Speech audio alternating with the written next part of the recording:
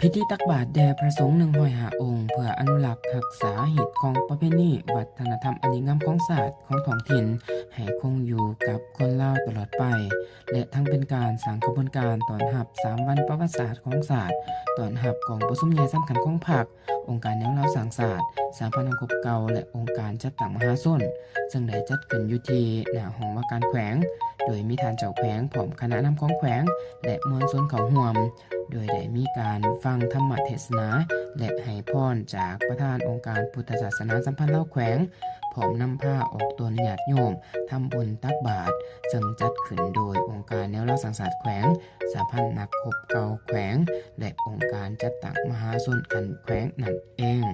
และนี่ก็แม่นหนึ่งในที่ครับจังหน่อย EP นี้ที่พิธีใส่บาตรแด่พระสงฆ์105องค์อยู่ที่หน้าห้องว่าการแขวงแล้วพบกันใหม่ EP หน้าไปละบ๊ายบาย